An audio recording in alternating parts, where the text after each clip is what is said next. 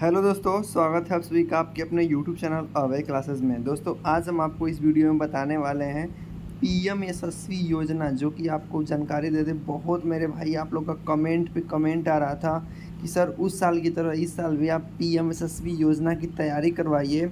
तो आज ये सबसे फर्स्ट वीडियो होने वाला है पीएम यशस्वी योजना का। यदि आप पीएम यशस्वी योजना के बारे में नहीं जानते हैं और क्लास 9th और 11th के विद्यार्थी हैं, तो डिस्क्रिप्शन में मैं एक वीडियो का लिंक दे दूंगा। उसको देखकर आप समझ जाएंगे कि पीएम यशस्वी योजना क्या होती है और किस प्रकार से आप अपने लिए 75,000 से ऊपर की स्कॉलरशिप आप प्राप्त कर सकते हैं, चाहे 9वीं क्लास में हो चाहे 11वीं क्लास में हो। इसका फॉर्म बहुत जल्द ही निकलने वाला है। तो चलिए आज की अपनी क्लास रखते हैं साइंस की। ठीक है, जो बच्चे पीएम यशस्वी योजना की तैयारी करना चाहते हैं वो हमसे जुड़ जाएंगे और एक नई प्लेलिस्ट मिल जाएगी आपको एक नई ऊर्जा के साथ इस वीडियो को आप देखना चालू कीजिए। आज से क्लास शुरू होता है। आज हम लोग देखेंगे भारत के राष्ट्रीय प्रतीक। ऐसे प्रतीक चिन्ह कौन कौन से होते हैं, आज हम इस वीडियो में देखने वाले हैं। तो आज का हमारा पहला प्रश्न है कि भारत के राष्ट्रीय ध्वज की लंबाई और चौड़ाई में अनुपात बताना है। मतलब लंबा और कितना चौड़ा होता है भारत का जो राष्ट्रीय ध्वज है, किस अनुपात में होता है। तो आपको बता दें कि 3:2 में होता है। 3 मीटर ऐसे रहेगा तो 2 मीटर ऐसे रहेगा। तो इस प्रकार से ये इस सब झंडे का अनुपात बनता है, लंबाई और चौड़ाई में अनुपात 3:2 का। अगला प्रश्न दिया गया है कि भारत के राष्ट्रीय ध्वज की चौड़ाई और लंबाई में अनुपात। तो बता दें कि चौड़ाई पहले दे दिया, लंबाई बाद में दिया है। तो चौड़ाई पहले रखेंगे, लंबाई बाद में, अर्थात 3:2 का। अगला प्रश्न दिया हुआ है कि भारत के राष्ट्रीय ध्वज के मध्य में बने धर्म चक्र का रंग क्या होता है। तो बताएंगे कि समुद्री नीला, गहरा नीला, काला और हरा। तो इसका सही उत्तर हो जाएगा गहरा नीला होता है। अगला प्रश्न दिया है कि भारत के राष्ट्रीय ध्वज में कितनी तिल्लियां होती हैं। तो आप सभी को पता है कि भारत के राष्ट्रीय ध्वज में 24 तिल्लियां होती हैं और ये निरंतर अपने कार्य को करने के लिए प्रेरित करती हैं। अगला प्रश्न है कि स्वतंत्र भारत के राष्ट्रीय ध्वज की डिजाइन निम्न में से किसने बनाया था। महात्मा गांधी ने, बंकिम चंद्र चटर्जी, रविंद्रनाथ टैगोर और या फिर डी विकल्प आपका मिल जाएगा पिंगाली वेंकैया। तो इसका सही उत्तर हो जाएगा पिंगाली वेंकैया ने राष्ट्रीय ध्वज, जिसको तिरंगा झंडा कहते हैं, उसका डिजाइन दिया था। अगला प्रश्न है कि भारत का राष्ट्रीय गान है वंदे मातरम, सारे जहां से अच्छा, जनगण मन या फिर हिंद देश का प्यारा झंडा। तो आपको पता है कि राष्ट्रीय गान, नेशनल एंथम, जन गण मन अधिनायक जय है। अगला प्रश्न है कि भारत के राष्ट्रीय गान की रचयिता कौन है। तो भारत के राष्ट्रीय गान को किसने लिखा है। सबको पता है कि रविंद्रनाथ टैगोर ने लिखा है।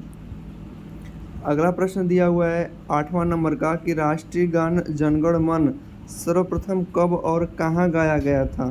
तो आपको बता दें कि भारत का जो राष्ट्रीय गान जनगण मन अधिनायक जय है वो रविंद्रनाथ टैगोर ने लिखा है और इसको सर्वप्रथम गाने के लिए बता दें तो कोलकाता में गाया गया था 1911 में। जॉर्ज पंचम आए थे इस देश में, तो उन्हीं के स्वागत के लिए गाया गया था। भारत के राष्ट्रीय गान जनगण मन को संपूर्ण रूप से गाने में कितने समय लगता है। 52 सेकेंड, सबको पता है। ठीक है, भारत का राष्ट्रीय गीत क्या है। देखिए गान में और गीत में अलग अलग है। राष्ट्रीय गीत कहेगा तो वंदे मातरम कहेंगे। ठीक है, और यहीं पे एक प्रश्न बनता है कि भारत का जो राष्ट्रीय गीत है उसके रचयिता कौन है। तो राष्ट्रीय गीत को किसने रचा है, तो बंकिम चंद्र चटर्जी ने। अगला प्रश्न है कि भारत के राष्ट्रीय गीत को गाने की समय अवधि कितनी है। तो भारत के राष्ट्रीय गीत को गाने के लिए 65 सेकेंड का समय लगता है। नेक्स्ट है कि भारत के राष्ट्रीय गीत वंदे मातरम सर्वप्रथम कब गाया गया। तो सर्वप्रथम 1886 ईस्वी में इसको गाया गया था।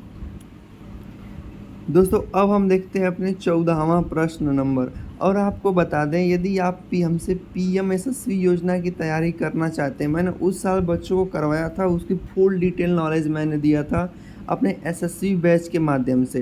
तो ये भी मैं एक बैच के माध्यम से ही पढ़ाना चालू करूँगा। ये फर्स्ट वीडियो उसका है। और आपको बता दें, मैंने अपने इसी चैनल पे 60 दिन 60 मैराथन मैथ का चालू किया हुआ है। डिस्क्रिप्शन में मैं लिंक दे दूंगा। एकदम बेसिक तरीके से सिखा रहा हूँ मैथ। अगर आपको कोई भी दिक्कत आता हो, लाभ, हानि, प्रतिशत, बट्टा, छूट, डिस्काउंट, अनुपात, समानुपात, पार्टनरशिप, मिश्रण, ऐसे बहुत सारे चैप्टर आपको मेरे वीडियो में एकदम सरल तरीके से हल करने के लिए मिल जाएंगे। तो यदि आपका मैथ एकदम कमज़ोर है और आप मैथ सीखना चाहते हैं तो डिस्क्रिप्शन में लिंक है, वहाँ पे आप अच्छे तरीके से मेरे भाई सीख सकते हैं, ठीक है। जो कि क्लास 9th के लिए बहुत महत्वपूर्ण होगा अगर वो स्कॉलरशिप्स की तैयारी कर रहे हो तो। अगला प्रश्न है कि भारत का राष्ट्रगीत वंदे मातरम जो है किस ग्रंथ से लिया गया है। तो वंदे मातरम को किस ग्रंथ से लिया गया है, आपको पता होगा कि आनंद मठ से लिया गया है। अगला प्रश्न है कि आकाशवाणी और दूरदर्शन के वैज्ञानिक, आकाशवाणी और दूरदर्शन के दैनिक कार्यक्रमों की शुरुआत किसने किया था, बताएंगे।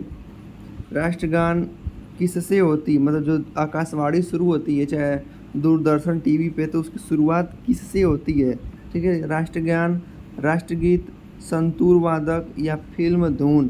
तो आपको जानकारी दे दें कि जब भी शुरू होता है तो राष्ट्रीय गीत से शुरू होती है। नेक्स्ट नंबर का प्रश्न है अगला कि सारनाथ स्थित राष्ट्रीय स्तंभ का कौन सा भाग प्रतीक चिन्ह के रूप में लिया गया है। तो शीर्ष जो ऊपर स्थित भाग है वही भारत का प्रतीक चिन्ह माना गया है, ठीक ना। अगला प्रश्न देखते हैं। देखिए इसी तरह से ना हम लोग सीरीज वाइज चलेंगे एकदम। आज एक टॉपिक उठा लेंगे, कल इससे महत्वपूर्ण एक टॉपिक और उठा लेंगे। अब आपको डेली वीडियोस मिलेंगी पीएमएसएसवी योजना संबंधित। अगर कोई भी डाउट हो तो आप हमसे कमेंट बॉक्स में पूछ सकते हैं। कमेंट बॉक्स एकदम ऑलरेडी आपके लिए खुला रहता है। अगला है कि भारत के राष्ट्रीय प्रतीक में निम्न में से कौन सा पशु दृष्टिगत नहीं है। जो राष्ट्रीय प्रतीक चिन्ह जो बना है उसमें पशु दिखाए गए, आप लोग देखे होंगे। तो तब पूछ रहा है कि कौन नहीं है, तो सिंह, घोड़ा, सांड, हिरण। हिरण उसमें नहीं दिखाई देखने को मिलेगा आपको, ठीक है। अगला प्रश्न है कि भारत के राष्ट्रीय प्रतीक चिन्ह में कितने शेर दिखाई देते हैं। तो कितने शेर हैं, 3 शेर हैं, ठीक है। अगला प्रश्न है कि भारत का राज चिन्ह जो है अशोक महान द्वारा सारनाथ में स्थापित सिंह स्तंभ से लिया गया है। इस राज चिन्ह के मूल में कितने सिंह बनाए गए हैं। देखिए सिंहों की संख्या जो आपको बता दें 4 देखने को मिल जाएगा, ठीक है। जो अशोक स्तंभ वो दिखता है उसमें। चलिए आगे देखते हैं। अगला प्रश्न दिया हुआ है हमारा, अगला प्रश्न देखेंगे मतलब 20वां। इसको थोड़ा सा स्लाइड को ऊपर करते हैं और अब शुरू करते हैं। भारत के राष्ट्रीय संवाद के रूप में किस संवत के रूप में प्रदान किया गया है। जैसे भारत में जो संवत चालू होता है ना, राष्ट्रीय संवत, वो किस संवत में मतलब चालू किया गया, मान्यता प्रदान कर दिया गया है। तो बताएंगे कि विक्रम संवत, शक संवत, कोलंब संवत या ग्रिगोरियन संवत। संवत का मतलब कैलेंडर एक प्रकार से मान सकते हैं हम लोग। तो भारत में किसको मान्यता दिया गया है, तो शक संवत को दिया गया है। अगला है कि शक संवत पर आधारित राष्ट्रीय पंचांग का प्रथम महीना कौन आता है।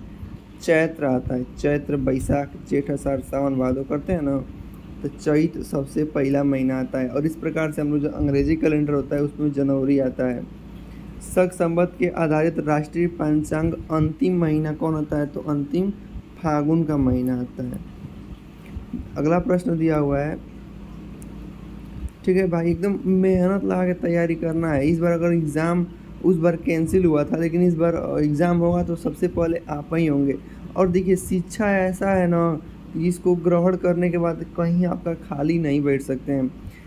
पीएमएसएसवी योजना हुआ है, अभी कल ही नोटिफिकेशन आया है विद्या धन का।